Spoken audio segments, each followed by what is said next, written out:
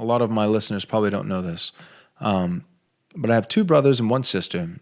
My sister, her husband is my fellow elder in my church here, Covenant Bible Church, in Texas, where we're located in Georgetown.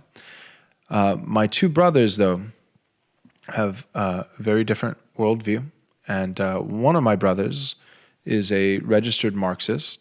And we have a good relationship. And we have, conversations from time to time. He actually was visiting recently, and we had a really great conversation. And we ultimately, profoundly disagree. And what it always comes down to at the end of the day is, theological and philosophical, fundamental ideas. We always, it's like we have the same conversation and it's new. And we're like, man, we're really getting somewhere. And then it always lands at, oh, Joel, well, you think that people are totally depraved. And I think people are good. And if they had universal housing and this and that, they'd all be painters and artists and, so right. Anyways, but my Marxist brother, if he was sitting here listening to the things that you're saying, I think he would say, well, this is some of what Karl Marx is upset about, and he's upset about that. He would say, yeah, I hate the Industrial Revolution and a lot of its aspects and these kinds of things. He was, so my brother, he's a cobbler, and it's a business that was owned by the grandfather. So he's working with the grandson now. And his father owned it, and so it started in the 20s. Then they moved into the city of Seattle in the 40s, but they still have the equipment from the 20s, 100-year-old equipment. And my brother has, his doctorate, but he's works as a cobbler and does nothing really with his degree, and is working with his hands and is happy and likes it. And they own goats and chickens and things like that, and building their little farm. And so it's my point is, he has a very different worldview than you and I do.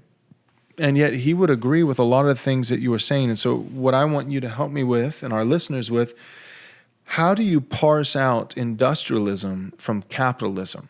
Because see, my brother, he's a Marxist, he's a socialist, and so how can you point out the flaws of the industrial craze that completely severs labor from households, and where everybody's working at the widget factory, and you do one little thing over, because that's my brother would just like you, he would disdain that. He was like, you don't get the satisfaction of bringing one product from beginning to completion. Like that's part of his frustration. He would say there is a significance and a satisfaction and a joy in labor when the cobbler gets to build the whole shoe. And not just, one part of it. And so as you're talking, I'm just thinking about my brother, who I love. I love my brother. I want to be clear about that. If he listens to this, love my brother. I respect him in many ways. And then, of course, I think he's dead wrong, and he thinks I'm an idiot, and whatever. And I just pray, but he would be agreeing with a lot of stuff you're saying. So what's the difference? How do you parse that out? Like, because I'm assuming you're a God-fearing capitalist, but Yeah, I am God-fearing. My views on capitalism have shifted as I started getting into this question more and more. Okay. And I hope I do it justice. I actually just finished a chapter on biblical economics for a textbook, a homeschooling textbook that's going to be coming out from Generations. Maybe next year, I'm not sure. But we were exploring all of these topics, which you were asking: socialism, capitalism. I also look into distributism, which is something that would be of interest for you and your listeners to examine. G.K. Chesterton and Hilaire Belloc did a lot of research and writing on a third way. It's not capitalism, it's not socialism, it's called distributism, and it's more of a family-centered approach to economics. But then I spent a good deal of time speaking about or writing about the family economy. And in exploring the differences of capitalism and socialism from a biblical point of view, what I would say is, first of all, your brother is right in the sense that the Industrial Revolution was the seed, it was the cause for a lot of the Marx theory against capitalism. Marx said, my objective in life is to dethrone God and destroy capitalism. So you can kind of get a functionality of where his position was.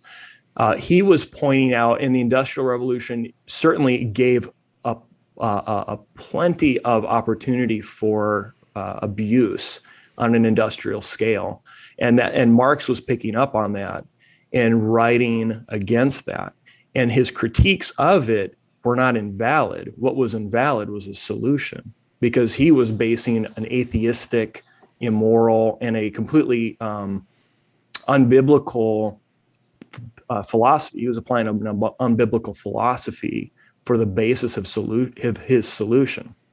And so that's where I would differ from him. But where capitalism runs off the rails is the fact that capitalism views the individual as the fundamental unit of society. In other words, the fundamental economic unit.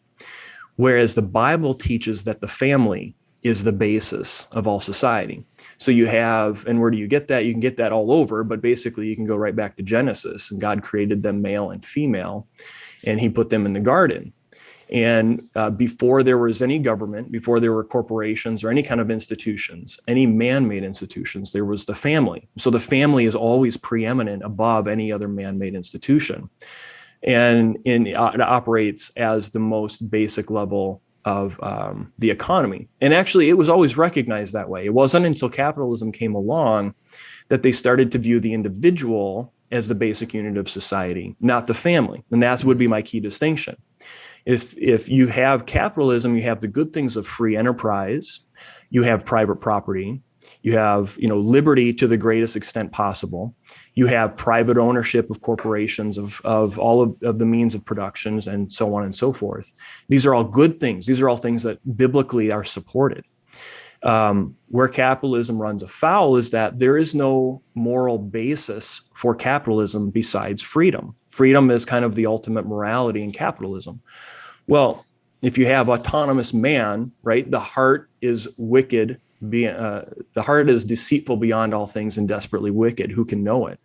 So if you have the heart of man is desperately wicked, or depraved, as you would say, and you give that man ultimate freedom, what is he going to do with it, right? And this is where capitalism has nothing to say about it, because if it's efficient, if it produces wealth, it's a good thing.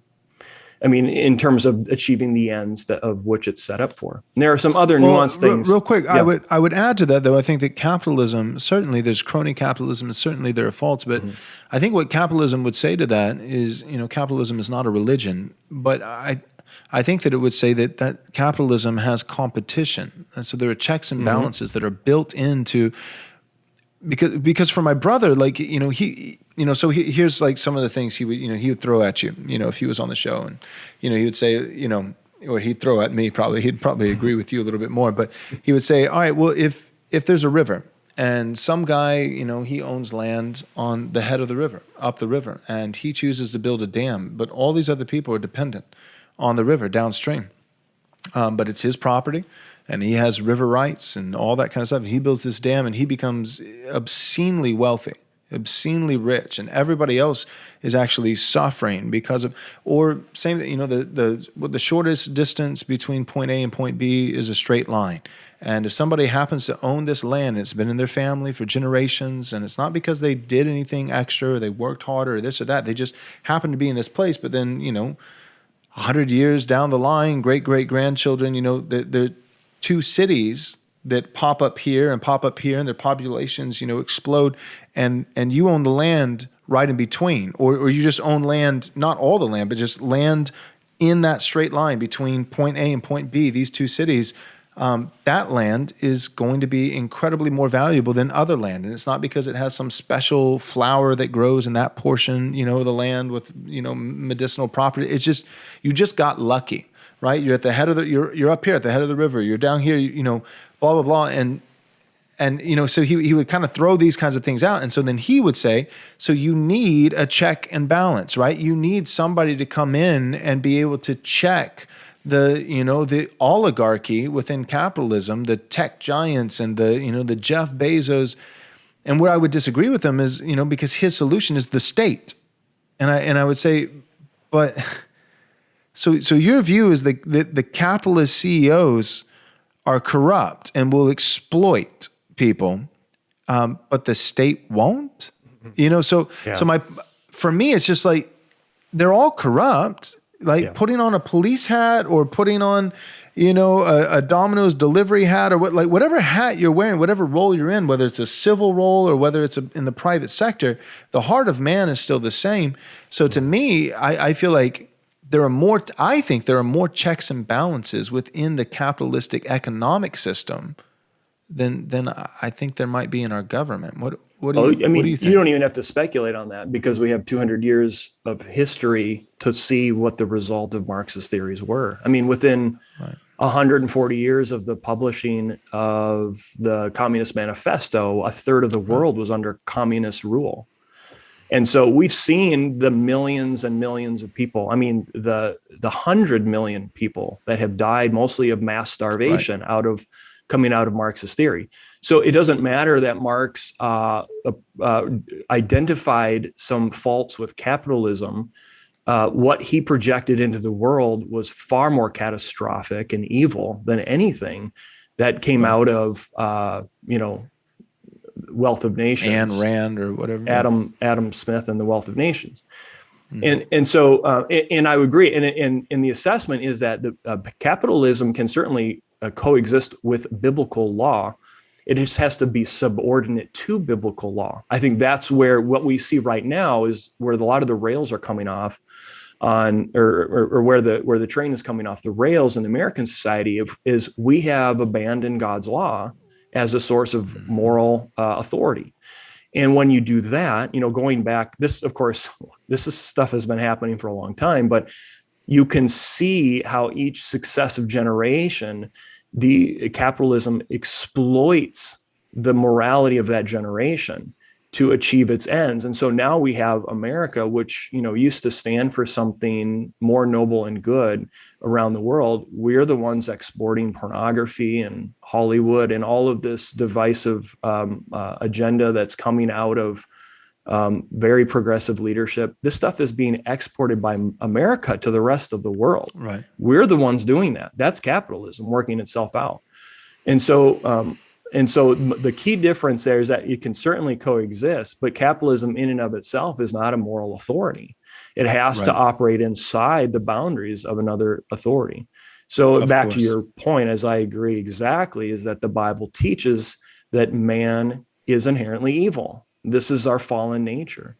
And Marx and communism teaches that man is inherently good. And they just thought if you could arrange society in a way that was more fair, then everyone would flourish. So, I mean, it would be one thing if you're projecting these ideas out there in the world and no one had ever tried it, right? That's not the case.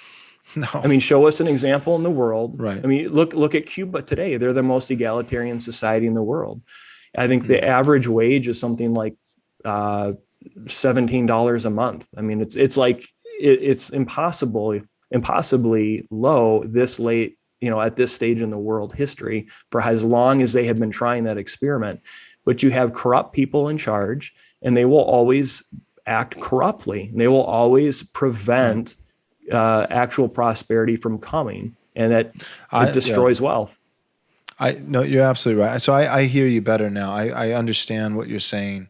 Thanks for watching this video. I hope you enjoyed it.